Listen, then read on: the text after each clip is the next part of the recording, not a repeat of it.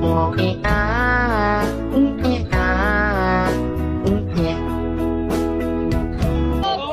aja ya. Ya. Jangan maju handphone. Tidak ada siapa sebentar lagi. Oke. Jangan maju. Iya dok. Gambar aja. Ngomong dikit bang. Masih ada satu sekali lagi. Enggak, ngomong dikit aja. Apa yang mau tanyain apa? Tadi gimana? Kedatangan ke Polda untuk apa, Dok? Mungkin, Dok? Jadi begini. HP. Ya mungkin masih dalam pelaporan yang sama. Dari penyidik ada tambahan, ya kita penuhi. Itu aja. Terkait laporan apa, Dok? Ya masih laporan yang sama. Ya masih laporan yang sama. Iya soal NM atau Doktik. Mungkin nanti dia Nanti ya. Saya tulisin ya. Satu lagi saksi belum selesai. Jadi belum bisa kami jelasin karena masih 2 diperiksa. Satu lagi. Ya nanti setelah satu lagi selesai kami akan sampaikan. Rekan-rekan ya. Satu lagi Oke. Pak. Satu lagi tanggapannya nih dok terkait dengan Dr. Richard Lee ingin bertabayun dengan dokter seperti apa nih? Dr. Richard Lee. Nggak ada masalah Pak Shirley. Saya dengan Dokter Richard Lee nggak ada masalah. Sebenarnya gini, kita dengan siapapun kita nggak mau bermasalah. Dokter Oki, Pak Suli. Oh ya nanti. Satu lagi saksi setelah nanti ini Ya kami pokoknya sampaikan, pokoknya gini, kita dengan siapapun sebenarnya nggak mau ada masalah apapun. Sebenarnya seperti ini pun bukan harapan kita untuk terjadi seperti ini. Semoga harapan kita mungkin ke depannya ya dunia skincare ini baik-baik aja. Gitu. Jangan kita adu inovasi, kita saling support, adu kreativitas. Jangan saling menjatuhkan. Itu aja sih. Kalau untuk Dr. Mufid ya sebagai saksi itu ada sekitar 14 pertanyaan ya. Kalau untuk Dr. Reza sebagai pelapor ada juga 14 pertanyaan. Begitu ya. Satu lagi nanti saksi akan turun. Nanti kita sampaikan ya. Rekan-rekan ya. Oke cukup ya. Dokter mungkin dengan masih banyak cibiran netizen ngadapinnya gimana sih? Semoga jadi pahala buat kita. Itu aja. Sabarin aja. Semoga jadi pahala buat kita udah. Tapi kalau dokter yang diinginkan untuk kasus sama Nikmir itu apa sih dok? Yang diinginkan gimana, Bang? Sebenarnya nggak ada masalah ya sama tersangka NM ya. Tapi pada prinsipnya klien kami sudah melaporkan ini, maka biarlah proses hukum yang berjalan ya kawan-kawan. Jadi pada prinsipnya klien kami tidak ada memiliki dendam apapun terhadap semua yang dilaporkan terkait laporan klien kami tertanggal 3 Desember 2004 ya. Bang, ini Seperti kan ya. satu rangkaian Bang ya? Ini satu rangkaian, Satu rangkaian laporan ya. tersebut. Jadi hari ini kita hanya memenuhi pemanggilan dari penyidik untuk memenuhi petunjuk dari jaksa. Berarti 2 orang lagi itu yang tetap akan ikut terseret Bang ya? Bisa Sebentar, disebut itu nanti ya? sebentar, satu lagi saksi selesai kami akan sampaikan ya. Nah, Begitu satu ya. saksi ini saksi kunci atau seperti apa? Nah nanti kami sampaikan. Bentar lagi ya, bentar lagi ya. Nah, Dok, Ini kasus NM kapan ya sidangnya? Kapan sidangnya ya Pak ya? Karena ini menurut saya ya, ini menurut pikiran saya ya, kasus ini masa dibilang pemerasan kan? NM itikadnya mau membantu.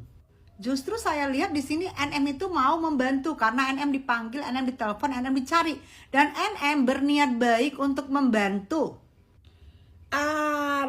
Kalau minta bantuan harganya nggak cocok, misalnya ketinggian atau gimana, kan bisa dipanggil nego, duduk bareng nego. Ini harganya ketinggian, bisa nggak turun dari 4 ember gitu kan? Bukannya sudah dibantu dari 5 ember menjadi 4 ember dan dinego juga menjadi 2 kali pembayaran 2 ember dan 2 ember. Kan ini semua masalahnya dengan skincare ya. Skincare yang overclaim yang tidak sesuai dengan yang dia klaim di produknya. Ini berarti kan penipuan ya. Ini adalah penipuan ke masyarakat. Karena masyarakat tidak mengetahui bahwa barangnya itu overclaim. Ini bukan ada pidana sendiri buat dia. Sidangnya nggak tahu kapan, tapi kalian sudah menetapkan bahwa NM itu seorang pemeras. Belum ada ketentuan yang penetapan loh dari pengadilan. Belum ada ketentuan penetapan dari pengadilan. Kalian tidak boleh menuduh orang jika belum ada keputusan dari pengadilan dengan pengadilan keputusan yang ingkrah. Akhirnya jadi tersangka juga kan lu? Jadi tersangka juga kan lu akhirnya? Lu tunggu aja, kebenaran semuanya akan terungkap. Nah, sejauh mana lu berusaha untuk menjatuhkan Nikita Mirzani ke dalam tahanan, lu nggak akan mampu. Karena apa? Karena jelas-jelas lu yang salah. Dan sekarang nikmati aja lu jadi tersangka. Dan bentar lagi teh Nikita Mirzani itu ya, si Nyai itu akan bebas, dan gue yakin itu. Jadi jangan seneng lu kemarin lu boleh seneng-seneng, tapi sekarang nikmati, lu juga jadi tersangka. Bye.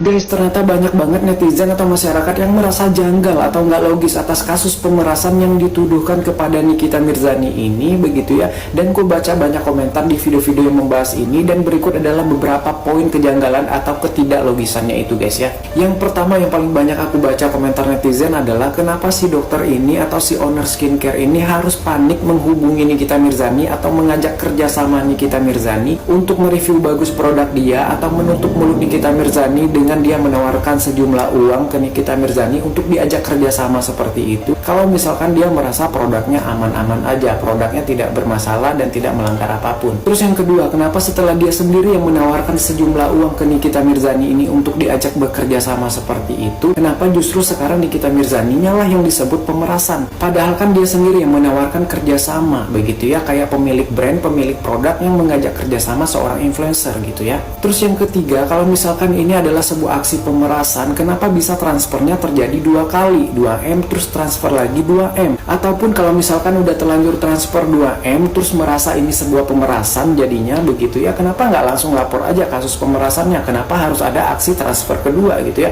Terus kejanggalan atau ketidaklogisan yang keempat yang banyak aku baca dari komentar-komentar netizen adalah soal dia merekam atau merekod pembicaraan padahal dia yang nelpon gitu ya. Maksudnya begini, kalau misalkan ada seseorang yang menelpon seseorang mengajak kerjasama, tapi tanpa sepengetahuan orang yang ditelepon itu dia merekod diam-diam dan dijadikan itu sebagai senjata di kemudian hari, itu perlu dipertanyakan, maksud dia ini memang dia mencari senjata untuk menyerang di kemudian hari, atau memang ini sebuah jebakan? Nah, itu tadi rangkuman dari komentar-komentar netizen guys ya, kejanggalan yang dirasakan oleh netizen ya. Gimana menurut kalian guys? Apa kalian juga merasakan hal yang sama? Setelah mendengar audio recording ini, harusnya kita jelas dengan beberapa fakta. Nomor 1, Reza Gladys yang inisiasi komunikasi dengan Nick Mir. Nomor 2, Nick Mir sebenarnya akan membuat konten review itu tanpa mengkonsultasikannya kepada Dr. Reza Gladys. Artinya, dia tidak sedang mengancam Dr. Reza Gladys. Nomor 3 adalah Dr. Gladys telah meminta Nick Mir untuk melakukan sesuatu yang spesifik, yaitu tidak mereview produknya. Untuk tidak mereview yang harusnya dia mau review, itu kan sesuatu yang harus dilakukan luar rencana Nick Mir, yang dimaui oleh Reza Gladys. Ini namanya tindakannya dia mau dong. Ya, kalau dia mau suruh dia sesuatu, lalu Nick Mir minta imbalannya, ya lumrahlah sebagai ganti rugi, ya. Nimbang-nimbang bahwa Nick Mir adalah seorang entertainer dan juga selebgram, memang dia mendapatkan honor dan penghasilan dari ketenarannya yang membuat konten. Dan kamu suruh dia gak bikin konten, ya tentu lumrah lah kamu harus kasih dia ganti rugi. Ini makanya asistennya bego bilang apa tentang tutup mulut. Apaan tutup mulut? Bego kamu, salah framing kamu. Dan kamu harus bilang ini memang ganti rugi. Dan kalau ganti rugi ya memang harus diberikan ya lumrah lah. Emang kenapa? Kita dibilang pemerasan. Gak bisa pemerasan karena pertama ini gak ada unsur penipuannya. Sudah dilakukan. Tidak membuat kontennya sudah dilakukan. Berarti tidak ada penipuan, tidak ada penggelapan. Dan tentang pemerasan, lah ganti rugi bukan yang pemerasan ya. Secara ya, kalau kamu lihat warga di Rempang, misalnya gitu kan ya, mereka tuh nelayan-nelayan yang tidak ada sertifikat. Kamu suruh dia pergi, boleh sebenarnya secara legal tuh boleh. Tetapi demi keadilan masyarakat, kamu kasih dia ganti rugi. Karena dia harus relokasi karena kamu, ya kan? Kamu suruh dia membuat sesuatu, kamu kasih dia ganti rugi. Itu adalah hal yang sangat lumrah, gitu ya. Kalau misalnya kamu suruh dia ganti rugi, lakukan sesuatu kasih ganti rugi, memang sesuatu yang lumrah. Ini bukan tentang mengancam. Siapa yang mengancam? Siapa inisiasi? Saya yakin ya semua orang juga ngerti logikanya bahwa gak ada orang yang mau sengaja diperas. Kamu sini dong, saya mau kamu peras saya gitu. Gak ada kan kayak gitu kan? Nah ini gimana nih? Dia yang inisiasi komunikasi dengan Nick Mir Apakah mungkin si Reza Gladys, kamu sini dong, saya mau diperas sama kamu gitu. Gak mungkin kan? Ini gak logika, ya, gak logika. Dan secara pasal pun juga gak ada kayak gitunya, gitu loh. Secara pasal juga gak ada kayak gitunya. Pemerasan apa? Pemerasannya niatnya gak ada. Kalau misalnya tentang memberikan dia uang, itu bukan tutup mulut ya. Itu namanya ganti rugi. Menimbang bahwa siapa Nick Mir kan adalah selebgram. Dia membuat kontennya buat penghasilannya. Berujung kepada manfaat ekonomi.